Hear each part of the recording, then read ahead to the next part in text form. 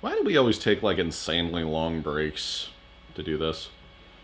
Because we both have multiple other channels and things to work on. Yeah.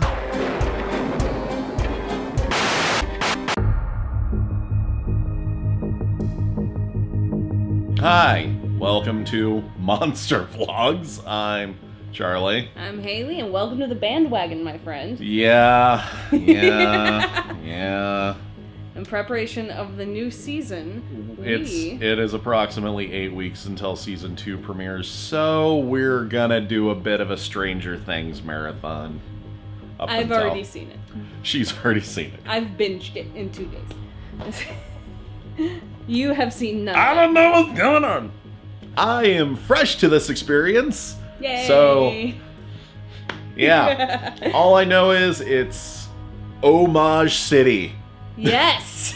It is. Correct, sir. It is Carpenter, it's Spielberg, it's King, it's a little bit of Zemeckis. Donner and Zemeckis on Donner on Blitzen. And a partridge in a pear tree if you want to go for that. But, How did you like the first episode? Like I said, it's Homage City. Like, every single one of the like, everything that everybody's been saying about this. So you do like it? Oh yeah, I like it. I like the aesthetic more than I do. Like, You're not far enough into the story to really... Exactly. The problem with most pilot episodes is you only get, like, base level things that are happening, and that's what's happening. Did it hook you? Did it get you? I Do you mean, want to watch the next one? Not right now. Well, yeah, not right now. If I had more time and I was a little more in tune with the hype, I guess, I don't know. But you'll want to watch the episode for next week. Well, yeah, absolutely, because, I mean, it's right there in the title of the episode if you've browsed on the Netflix. Yeah, kid goes missing. It's basically the plot of the episode. And fallout. And fallout of and therein. Mysterious happenings. And mysterious hijinks ensue. You could call them Stranger Things. You could. You could. But then you would be title dropping. I would. Actually, I'd be title dropping if I said Netflix original Stranger Things. Or the Duffer Brothers Stranger Things. A very good direction, I think. I would say so, yeah. Like, I wasn't buying the sheriff character at first, because he's realistically the first one that we meet after the title sequence. I feel like he's the kingiest of the Stephen King homage characters. Maybe. What was kind of going through my head was like, oh god, this is like Daryl Dixon, like 1.0 right here. I don't know. It's a lot of there are a lot of things that open up intrigue. Yes. And which that is is what a pilot's the supposed to do. Purpose of a pilot. Outside of that, it's just getting the ball rolling. Yep. It's certainly no... I mean, because I'm more of a fan, especially on Netflix, of the Marvel series that are going on. As of this recording, we are a mere 1 hour away from the premiere of The Defenders, which... oh boy. Yeah, so this is no Daredevil episode 1. And how long was this? Like about 40 minutes? Pretty much. Okay. That's the average length of the episodes. And there are only 8 of them, right? Right. Okay, so... Alright, so it'll be a quick series to get through. Yeah. Roughly, it's just 8 weeks of this, plus it's another... not quite as intense as Daredevil, but it's not... That's not the kind of story. No, it's absolutely not. It's... You got the Goonies going for you, you got the Thing going for you, you got... Firestarter going for you, or, like, there's... Maybe even a little bit of Carrie, too. Yeah. Because that's the vibe that 11 is giving me. It's kind of like Firestarter meets Carrie. Pretty much. She's awesome. not going to spill the beans. I know she's awesome. If everybody has been, like, praising her at work. Like, literally, my coworker got the 11 tattoo Yes. That's adorable. He got the 11 tattoo on his forearm in the exact same adorable. position. My first watch with Stranger Things, the running thread of my critique of it, which isn't really a critique, it's just something I want extra, is I want this but for Labyrinth. I want this but for girls. As you can hear in her own Labyrinth video, she does... I don't know if you said that explicitly in that video, or if that's just something that's been coming up every so often. You want this type of series, but for, like, the coming of age... Yeah, the coming of age story for girls as opposed to boys. I talked about how the whole Goonies, Monster Squad, E.T. genre is such a strong one with such a strong aesthetic hallmark. It's kind of come back around, and it has a nostalgia throwback, especially with Stranger Things. Stranger Things, Super 8 even. Super 8. I would even say Iron Giant was a bit of a throwback. I'd say that. Because especially to E.T. Absolutely, E.T. Because it does take place in that 50s setting. But one of the reasons that it is such a nostalgic throwback is these, like, Goonies and Monster Squad are the stories that the directors of today grew up watching. Like, I'm sure the Duffer Brothers caught some Goonies reruns. Oh, yeah. Or Monster Squad showings on TV as a kid, and that has influenced their aesthetic.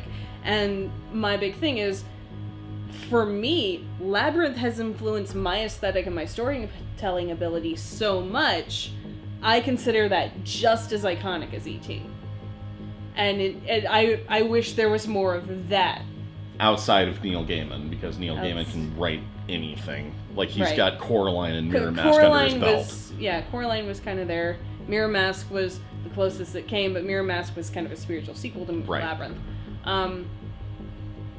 But it really digs into that aesthetic of the thing. And you are not a child of the 80s yourself, really. You were born in 87. You weren't cognizant at the time. I got the last year of it in my subconscious somewhere. But you are kind of a connoisseur of that. Of 80s that era. culture, yeah. Yeah.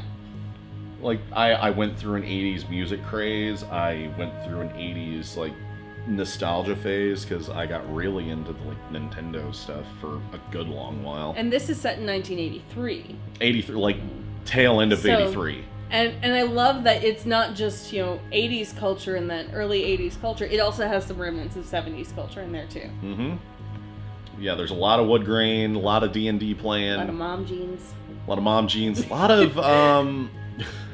lot of Tolkien talk in this one, too. Well, that was still riding that high of that first popularity surge that Tolkien got in the 60s. In the 60s. And it pulled over in the kind of the nerd fantasy culture of the 70s, because that's when tabletop gaming and wargaming started being a big thing. And that's also when the cartoons came out, too. Like the Backsheet cartoon. But the idea, like, the fantasy culture of the 70s was spilling over into the fantasy culture of the 80s, and the fantasy culture. And nerds in the 80s kind of had, like, a built-in culture. Yeah, and all that fantasy kind of mixing in with horror is the reason all the movies that we got were so awesome. Like, they named Poltergeist on this thing. Poltergeist, again, Lord of the Rings. D&D. D&D is being played. Do you know what gen D&D that was? I'm not sure. Oh, that was definitely first-gen D&D. Yeah. If they're talking about the Gorgoth or whatever. Demogorgon, yeah. And it was cute just to see a bunch of little kids, just like D&D. I've never played D&D, so it made it look fun. Should we really go into spoilers? I mean, what's there to spoil outside of... This is the first episode, there's nothing to spoil, and this is the only time we're going to talk about Benny. Because Yeah. he doesn't come up anywhere else in the series. Because it's a shame.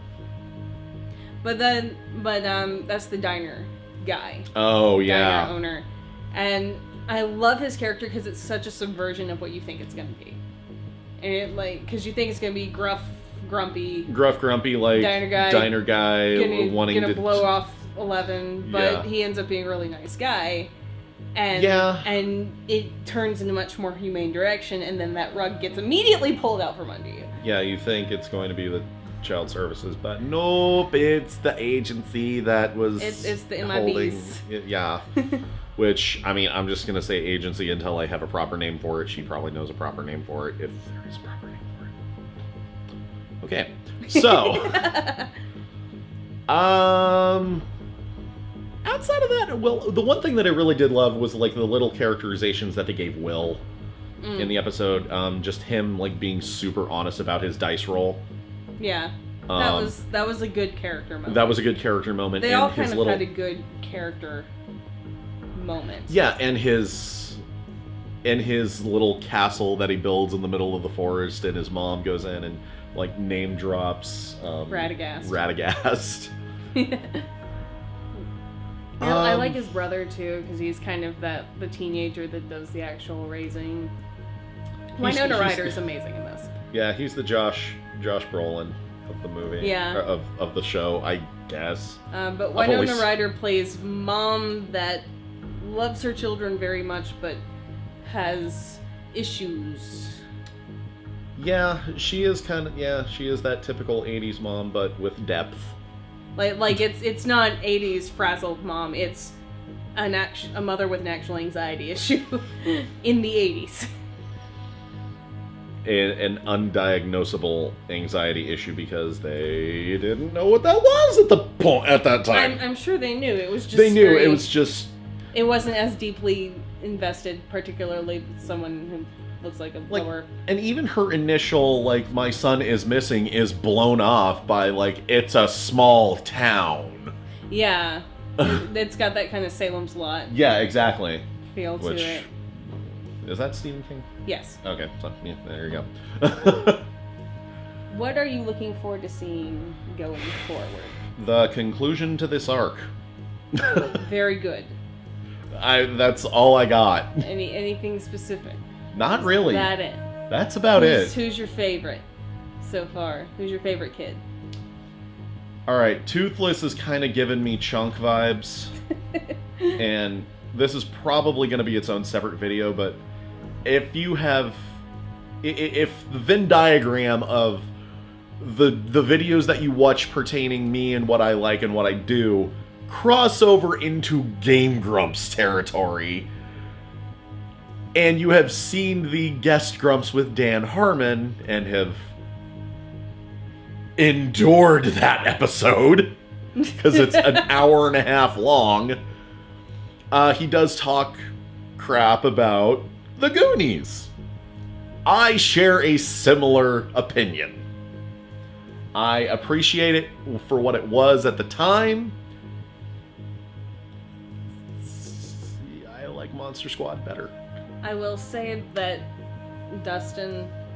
I like Dustin better than Chunk. And he fulfills a more complex story role than X-Men, that was the other thing that was dropped. Yes. Specifically X-Men 134 Dark Phoenix Saga. Which, telekinetic female. Yeah, exactly. So you already got that, like, being... morality. You already got that subtly being, like, foreshadowed in the series. Like, I was, like, looking it up right there. I was like, I'm gonna look this up, and sure enough. Yeah. Telekinetic girl. So, haha, there's a red circle and red arrow thumbnail for YouTube. Things you may have missed about this episode. Ooh. But probably not. No. Because somebody already probably did that. What I was saying is that Dustin fulfills a more complex story role than Chunk did in the Goonies. Like, on the... You told me you didn't want to tell me your thoughts on the whole season. This is the only thing I'm telling you. Because this is a pattern that I think is good to look out for, is that they present things as their kind of stereotypical 80s movie role, but then they make a complex turn, just like Benny the Diner Guy.